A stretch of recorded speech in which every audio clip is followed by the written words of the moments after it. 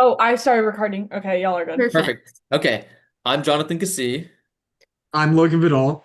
I'm Ashlyn Mazer. I'm Kayla Ortiz. and our film is Dead Poets Society by Peter Weir. It's based in the 1950s, and it's about a teacher, Mr. Keating, who teaches young boys at a very strict prep school just how to gain their independence. So, Ashlyn? The historical and cultural significance of this were how the film really captured the American values post-war in the 1950s and just really touched on the conformity and individualism that was displayed throughout the film. It highlighted the expectations that all the boys had going to this elite private school and how their professor, Mr. Keating, slowly taught them how to just branch out and be different and stand up for to conformity. Yeah, no, I agree. That's great. So all of us watch this film in our bedrooms, either on our TVs or our phones. So nothing major about that. It wasn't in theaters. In terms of expectations and preconceptions, Logan, you want to talk a little bit about that? Yeah, absolutely. I mean, I've seen the film before in high school, and I immediately fell in love with the film. And seeing that this was a topic for one of the projects, I had to jump on it immediately because it made me so excited. Now, with specific expectations, I didn't have any preconceived biases or preferences towards any of the characters, the film itself. But to watch it was amazing because I got to watch it with an open mind a second time. It definitely exceeded my expectations. Originally, I thought the film was very slow and a little boring, but as I got to watch it a second time, all the events unfolded rapidly, and I was captivated every step of the way. Agreed. Kayla? Yeah, so I saw the movie my junior year of high school, and at first I kind of thought it was a little boring. So I went into this with more of an open mind and like knowing how the ending and the tragedy of everything. I wanted to see what I missed the first go round and like the leading acts going up to it and like what kind of I could pick apart about the movie. Yeah, slightly, yeah, I agree. My expectation completely changed. It's my third time seeing the film. So, going into it, I didn't know I do a lot, but it still surprised me every step of the way, really. So, in terms of the primary focus, Ashlyn, what would you say the primary focus was? I felt that the film really emphasized on the primary focus of the boys' personal transformations and just being able to have that self-expression and not be afraid to be themselves. Agreed. Logan, anything about anything you want to add to that? I believe that the story itself captured individualism, kind of bounced off of what Ashlyn was saying. But under the teachings of Mr. Keating, the boys got to disobey the regulations and the normalities of society being put on them and discovered themselves and had emotional and mature growth for their youth of age. Yeah, no, I agree.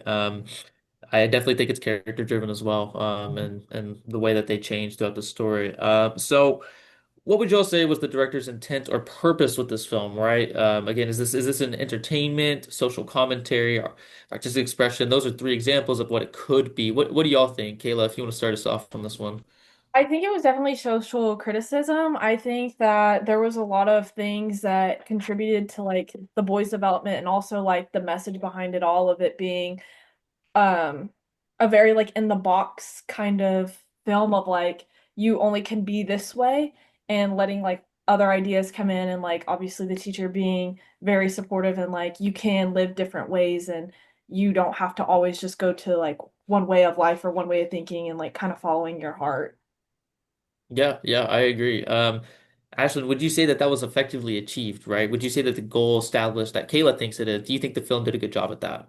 I think it did. I think it was also a very like it could be taken as an inspirational film, just how we're like really showed that questioning authority is okay and that you can't like not to be afraid to step out of the box and just how Keating's teaching really like was able to help the boys do that.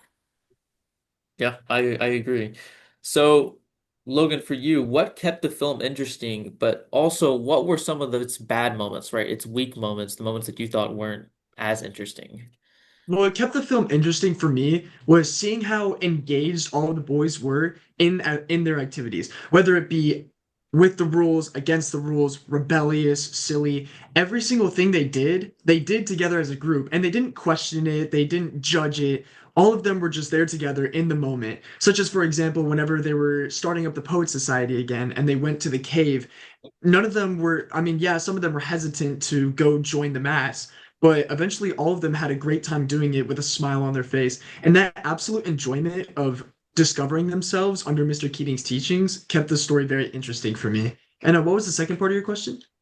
So I was asking what are the slower weak moments, but I can actually answer this one. So Oh for yeah, me absolutely. If you personally, want to take that. actually, I thought one of the worst moments, I don't know if you'll agree, but whenever Charlie brought the girls to the cave, I thought that was a pretty weak moment. I thought I even didn't though like it is it. I didn't like that fitting either. for his character, I don't think it really contributed much, and it just seemed kind of like a really bad friend sort of mood, and it changed the mood of the entire mood of the scene. So I didn't really enjoy that part, but it was fitting for the character. Also, touching off of that, like in the same scene, I also didn't like how Charlie like went against the boys and released that article about how he wanted girls to be welcome at Welton, and then also going how it continued on to him in the dean's office getting the paddle spankings. Yeah. Yeah, I I agree. agree. I think it was kind of like not a part of like the plot, kind of like it kind of like added nothing, There but was no need for it. yeah, There it really was wasn't not necessary. Yeah. necessary. Yeah, I agree. I agree. So, what would y'all say was the major conflict? For this one, I put human versus society. Do y'all agree with that? I would agree with that. I would agree with that. Okay. Okay. And a secondary one I put internal struggle was mainly of Todd. Todd is Yeah. their example of the internal struggle. So, how realistic were these characters? What do y'all think? Did it seem very exaggerated? Logan, you want to touch up on this? Yeah, I think these characters, especially with the film having a very naturalistic style, these characters were very genuinely believable for me, especially with Robin Williams and the newer actors such as Robert Sean Leonard, who played Neil Perry. Both of their actors embodied sort of an interpreter style, and both of their actors were faithfully embodying the complex character and were able to add emotional truth, which then added towards the scenes themselves, which made it very believable and very amazing to see. Yeah, I agree. So, Kayla, what genre do you think this film belongs to? If you could back that up a little bit, and anybody else wants to chime in, that'd be great. What would you call this genre? Or I would the say it's more of like a coming of age drama, like the genre, like the whole sense of it. Like it's very different in a sense, but it does kind of fall around like the growing up and like learning and exploring who you Mhm. are as a person. So that's why I think it's a little bit more coming of age and like growing up and just like learning new things and like the main idea of like thinking outside the box and like not being afraid to speak your mind or do the things that you want to do. So Yeah, I agree. Ashlyn, anything? I agree. I also feel like it was definitely like a very much, I don't know if this would necessarily be genre, but like influence, like the coming of age, like the boys just figuring out who they are as individuals and just being able to find their voice and their identity and what they really wanted to do. Yeah, yeah, no, I agree. I would say definitely drama for sure. What about the color? What did y'all think about the color and the lighting, set design, costume, etc., right? Kind of how it all felt. So for me, it I said this earlier, but it felt like it was sunrise and sunset all the time, and it didn't feel like sun was always constantly glaring on them. And in many cases they would use fog or muted colors, and especially the first time that they went out to the Dead Poet Society, I really liked the dark silhouettes that they used. I thought that was something special with the moonlight. And when they first left, the moonlight that shined on to the people in the painting, that was something that was very excellently done. So, anyone else want to talk about that? Yeah, absolutely. I'd love to bounce off of that. Specifically with like the naturalistic lighting. I know I used the word naturalistic before, but I feel like that's just the perfect word to describe what this movie is. Because every single scene, especially with the color that was added, in the dark scenes, it literally felt like you were outside with the movie itself. And with the brighter scenes, such as their working out scene where they're all marching outside and they're testing the bounds of conformity, such as I believe it was Charlie's character was he was invoking his right to protest and he was not marching with them, and Mr. Keating was like, that also works.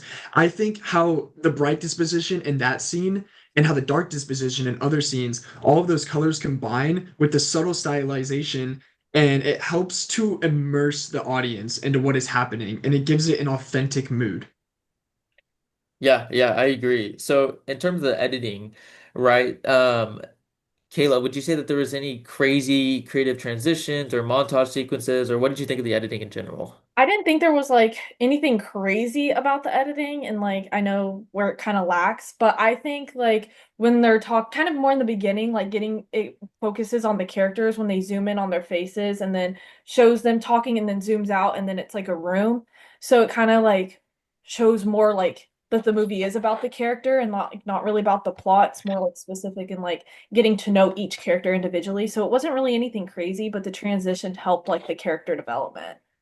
I would agree. I would also say that one thing that was really impactful for me in one of the scenes was when they showed the final "Oh Captain, My Captain" scene, how the scene used elevated camera angles just to show the empowerment and how it referenced back to Keating when he stood on the desk and was like, we have to view the world from a different perspective sometimes.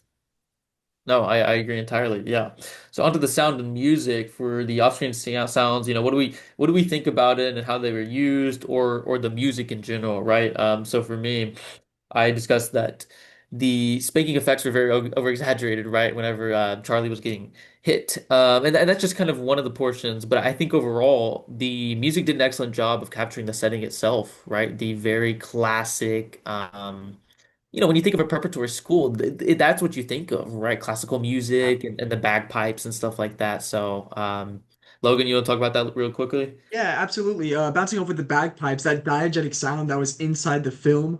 I think all of those expressions that were used to give off that time period of the 1950s, as well as the prestigious look of this preparatory school, but also combined with the scenes that were more soft and more subtle, the soft orchestration. That was really gentle. I believe that sort of music or that scoring under the scenes it kind of mirrors the internal personal struggles of the students through the emotional intensity of the story, such as like Todd being embarrassed to speak in class, or Neil being lectured down by his father for not obeying his authority. Anything like that, you have that soft underscoring. Yeah, yeah, I agree. So in terms of the acting and performance, I like that you had said interpreter style for Todd or Neil and Mr. Keating, which I absolutely do agree. So, Kayla, do you think that they performed that well, right? How do you think that led to the success of the film? Yeah, I think all the characters were perfect for each role. I think they all give very different, but also kind of the same because they're still under the same ruling. Like I said, I love Robin Williams and like Good Will Hunting is one of my favorite movies. So it's like it's kind of hard to be biased, but I think his role was just very impactful to not only his career, but also like just the movie in general of like being able to have an important like almost like father figure. Yeah, I would agree. I feel like all the actors were fully committed to their roles.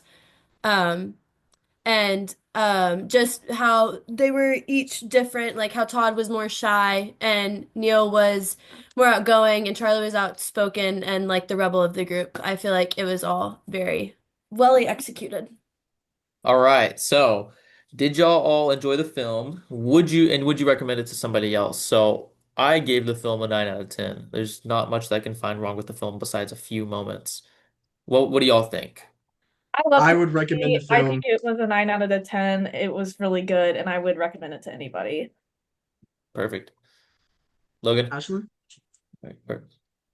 Who Um, Sorry, I'll go. I recommend the film 10 out of 10 for me. I absolutely loved it and just really watching the character development throughout it and just how well executed it was, in my opinion. And I would, yeah. I would say I would definitely watch this film again. I think its strengths were its acting, its plot, and its scenery. I think a couple of its weaknesses were its transitions and its pacing. But overall, I do give this movie a 9 out of 10 as well, and I would recommend it to anybody who's willing to watch. All right, perfect. That's it.